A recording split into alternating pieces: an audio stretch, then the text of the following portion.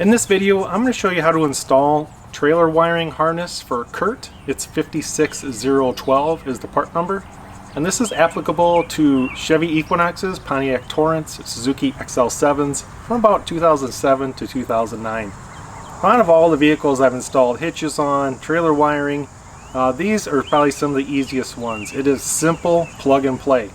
Now a lot of vehicles, if you're going to add a wiring harness like this, it might say plug and play on it. It's really not. This is an easy kit to do. It takes about 10 minutes and I'm going to show you step by step. So let's get started. So the area we're going to be working with is right here. It's actually the jack cover. You're going to go ahead and remove that. You can just simply pull it right off. It actually, if you pull it out and pull it this way, is how it's supposed to go. But all you have to do to reinstall is push it back in like that. So if you want to give it just a little tug, pull it out like that. And now we have access to the compartment. Before we actually do any wiring or adding the fuses, you're going to want to disconnect the negative terminal on your battery.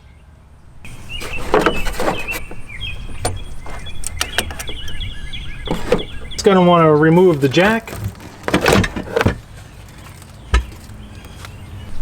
Now with the jack out of the way, if you look down inside there, right there is the plug we need. We're going to plug the trailer wire harness plug right into that.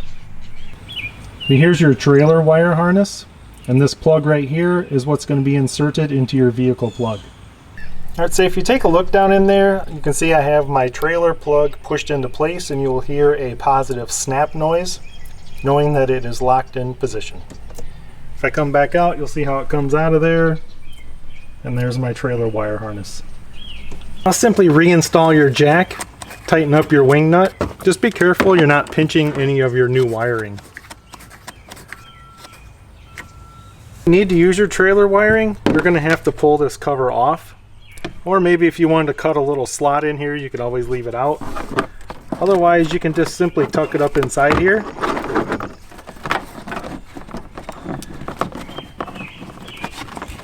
Go ahead and put your panel back on. And now you can't even tell it's installed.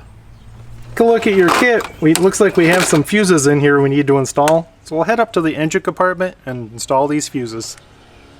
Now right here is the fuse box cover, so we're going to need to remove that. It reveals all the vehicle's fuses. And the side of your fuse cover, it's all numbered. So you're going to have to look at this to figure out what fuses to replace.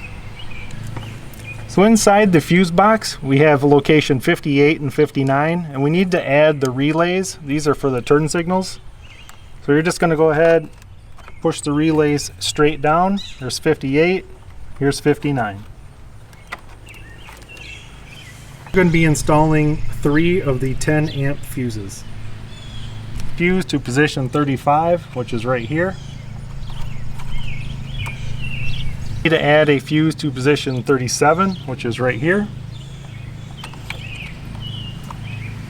Last fuse is going to go to position 43, which is right here. Now you can go ahead and replace your fuse cover. Now we can reconnect the negative battery cable. And go ahead and tighten that up.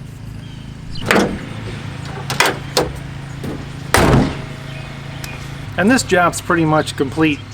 Now the only thing left to do is test out your lights. You want to hook up a trailer, whether it's a utility trailer, a boat trailer, make sure everything works correctly. If it does, you can install your little dust cap onto your wire harness, tuck that back up in there, and you're good to go.